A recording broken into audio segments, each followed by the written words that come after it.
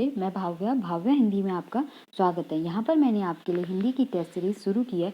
यहाँ मैं आपको डेली टेस्ट सीरीज प्रोवाइड कराऊंगी जो आपके आगामी परीक्षाओं पुलिस कांस्टेबल, पटवारी, लेखपाल, फॉरेस्ट गार्ड में आपके लिए रिवीजन के तौर पर उपयोगी होंगे। यहाँ पर मैं आपको जो भी प्रश्न को करा रही हूँ ये प्रीवियस ईयर प्रश्न है, किसी न किसी एग्जाम में पूछे जा चुके हैं। तो अपनी प्रैक्टिस के लिए अपनी प्रैक्टिस के लिए इन्हें जरूर देखें और अपनी कमी को एनालाइज करें। जितना ज़्यादा हो सके उतने ज़्यादा प्रश्नों की प्रैक्टिस कीजिए। तो आइए शुरू करते हैं आज की टेस्ट सीरीज। पहला प्रश्न है हमारा, सौ, श, सौ, ह कौन से व्यंजन कहलाते हैं। यहाँ पर आपको बताना है सौ, श, सौ, ह कौन से व्यंजन कहलाते हैं। पहला दे रखा है स्पंकपी, दूसरा है स्पर्शी, तीसरा है संघर्षी, चौथा दे रखा है स्पर्श संघर्षी। तो इसका सही जवाब है हमारा सी।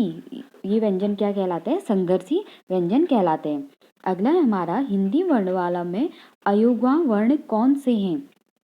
यहाँ पर आपको बताना है अयोगा वर्ण कौन से होते हैं। पहला दे रखा अ आ, दूसरा ई, तीसरा उ और चौथा दे रखा अंग अह। तो अयोगा वर्ण क्या होते हैं हमारे? इसका सही जवाब है हमारा डी, अंग अह। इन्हें हम क्या बोलते हैं? अयोगा वर्ण बोलते हैं। अगला है, वृद्ध धातु से निर्मूल प्रत्यय लगने पर शब्द रूप क्या होगा। यहाँ पर आपको वृद्ध धातु में प्रत्यय लगाना है। पहले है व्रंत, दूसरा है व्रांत, तीसरा दे रखा है वर्त, तीसरा है व्रंत। ठीक है, तो इसमें बताना है वृद्ध धातु से निर्मूल प्रत्यय लगने पर क्या बनेगा। तो इसका सही जवाब है हमारा व्रंत, ए इसका सही जवाब है। अगला है हमारा, निर्वासित में प्रत्यय है। यहाँ पर आपको बताने निर्वासित में क्या प्रत्यय लगाए। पहला दे रखा इक, दूसरा नी, तीसरा इत, चौथा सित। तो निर्वासित सित हो रहा है ना, तो इसमें हमारा इसका सही जवाब है इत प्रत्यय इसमें लगा है। अगला है, आचार का विलोम शब्द क्या है। आपको बताना है आचार का विलोम शब्द क्या है। ठीक है, पहला दे रखा स्वभाव, दूसरा विचार, तीसरा दुराचार, चौथा आदत। तो आचार का विलोम शब्द क्या होगा? इसका सही जवाब है हमारा सी, दुराचार, आचार का दुराचार। अगला है, सारंग का पर्यायवाची है। यहाँ पर आपको बताना है सारंग का पर्यायवाची शब्द क्या है। पहला दे रखा है मोर, दूसरा हाथी, तीसरा घोड़ा, चौथा उपयुक्त, सभी सही है। तो सारंग का पर्यायवाची क्या है हमारा? इसका सही जवाब है मोर। सारंग का पर्यायवाची होता है, किसका पर्यायवाची है? मोर का। अगला है, ईश्वरेच्छा में कौन सी संधि है। आपको बताना है, आपको शब्द दे रखा है ईश्वरेच्छा, इसमें बताना है कौन सी संधि है। पहला है दीर्घ संधि, दूसरा है गुण संधि, तीसरा है विसर्ग संधि, चौथा है वृद्धि संधि। तो ईश्वरेच्छा में हमारी कौन सी संधि है? इसका सही जवाब है हमारा गुण संधि। क्या होगा इसका संधि विच्छेद? ईश्वर धन इच्छा। ठीक है, ईश्वर धन इच्छा से क्या बन गया हमारा? ईश्वरेच्छा। अगला है, विपन्न का विलोम शब्द होगा। यहाँ पर आपको बताना है विपन्न का विलोम शब्द क्या होगा। पहला है संपन्न, दूसरा है धनवान, तीसरा है विद्वान, चौथा है बलवान। तो विपन्न का हमारा विलोम शब्द क्या होगा? इसका सही जवाब है हमारा ए, संपन्न। विपन्न का विलोम संपन्न। अगला है, निम्नलिखित में से असंगत बेमेल शब्द का चयन कीजिए। यहाँ पर आपको 4 शब्द दे रखे हैं, इसमें से बताना है कौन सा इनमें से एक शब्द अलग है। पहला दे रखा है लेखक, दूसरा पाठक, तीसरा संवाददाता और चौथा दे रखा है प्रकाशक। ठीक है, तो इसमें आपको बताना है कि इनमें से बेमेल तीन सेम है और इनमें से एक जो है अलग है। तो इसका सही जवाब है हमारा सी, संवाददाता। संवाददाता को क्या है? इसमें अलग है। ठीक है, लेखक लिखेगा, पाठक पढ़ेगा, पहले लिखेगा लेखक, प्रकाशित होगी प्रकाशक होगा, फिर पाठक। ठीक है, तो संवाददाता क्या इसमें से अलग है। तो इसका सही जवाब है हमारा सी। इसमें से बेमेल कौन सा है? संवाददाता। अगला है, निम्नलिखित में से असंगत बेमेल शब्द का चयन कीजिए। यहाँ पर आपको बताना है इनमें से कौन सा शब्द, इसमें भी आपको ये बताना है कि कौन सा अलग है। ठीक है, पहला दे रखा शारीरिक, दूसरा है दैहिक, तीसरा मानसिक, चौथा है आदि। तो इसका सही जवाब है हमारा डी, इनमें बेमेल कौन सा? आदि। ठीक है, शारीरिक, दैहिक, मानसिक, शारीरिक शरीर से दैहिक भी शरीर हो गया, मानसिक मानसिक। ठीक है, तो ये तीनों क्या हमारे सेम है और आदि जो है इसमें से बेमेल शब्द है।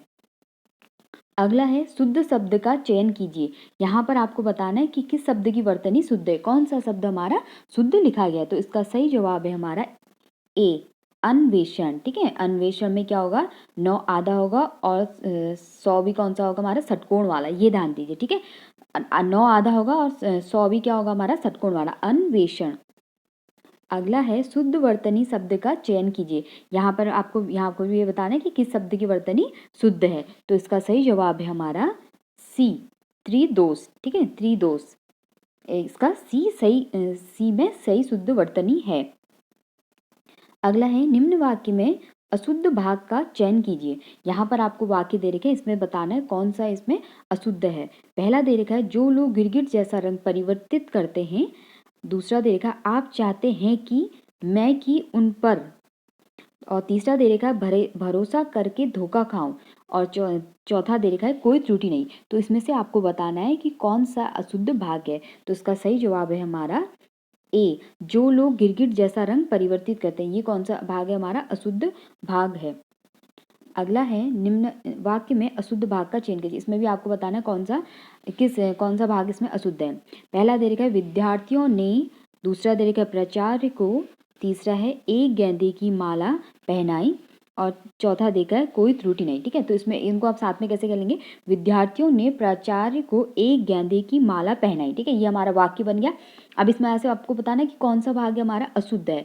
तो इसका सही जवाब है हमारा सी, एक गेंदे की माला पहनाई। ठीक है, तो यहाँ पे क्या बोल दिया, एक गेंदे की माला पहनाई, तो क्या ये एक बोल दिया ना, तो ये हो गया अशुद्ध भाग। क्या होगा इसका, विद्यार्थियों ने प्राचार्य को गेंदे की माला पहनाई। कैसी माला पहनाई, हम एक गेंदा तो नहीं बोलेंगे ना, तो क्या बोलेंगे, गेंदे की माला पहनाई। तो यहाँ पे जो इसमें एक लग गया ना, तो इससे क्या हो गया, ये भाग अशुद्ध हो गया।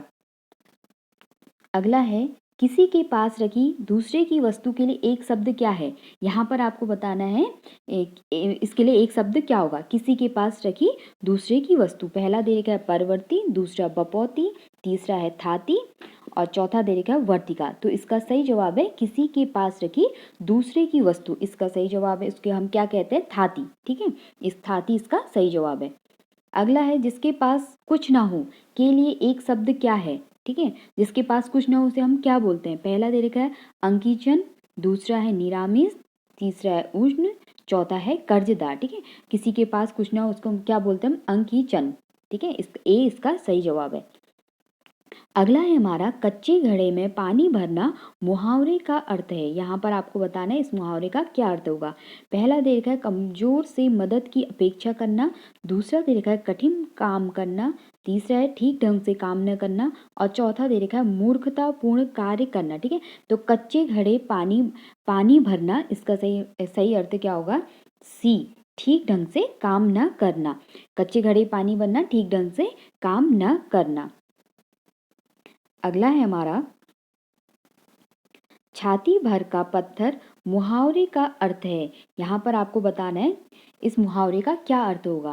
पहला दे रखा है अभिभूत कर लेने वाला, दूसरा है जिंदगी भर का रोग, तीसरा है असहनीय दुख, और चौथा दे रखा है जिस चीज की चिंता सदा रहे। ठीक है, तो छाती भर का पत्थर, इसका सही जवाब है हमारा सी, असहनीय दुख। ठीक है, जो सहन ना हो सके। ठीक है, छाती भर का पत्थर, असहनीय दुख, इसका सही जवाब है। अगला है जस दूल्हा तस बनी बारात, लोकोक्ति का अर्थ है। यहाँ पर आपको बताना इस लोकोक्ति का क्या अर्थ है। पहला दे रखा है सभी साथी एक ही जैसे, दूसरा है संगठन से ही कार्य सिद्ध होता है, तीसरा है सुंदर वस्तु के साथ सुंदर ही वस्तु का मेल होना, और चौथा है बेढंगा होना। ठीक है, तो इसमें आपको बताना है कि जस दूल्हा तस बनी बारात के लिए क्या है। तो इसका सही जवाब है सभी साथी एक जैसे। ठीक है, सभी साथी एक ही जैसे होंगे, उसका दस दूल्हा दस बनी बारात, इसका अर्थ है। अगला और लास्ट है हमारा कांति का पर्यायवाची है। यहाँ पर आपको बताना है कांति का पर्यायवाची क्या होगा। पहला दे रखा है सोवा, दूसरा है उथल पुथल, तीसरा कालापन, चौथा है क्रांति। तो कांति का पर्यायवाची शब्द क्या है, इसका सही जवाब है हमारा ए, सोवा। सोवा इसका सही पर्यायवाची है। तो ये थी हमारी आज की क्लास। मिलते हैं नेक्स्ट वीडियो में। खूब पढ़िए और अपना ध्यान रखिए, और जितना ज़्यादा हो सके उतना ज़्यादा प्रश्नों की प्रैक्टिस कीजिए। Thank you so much.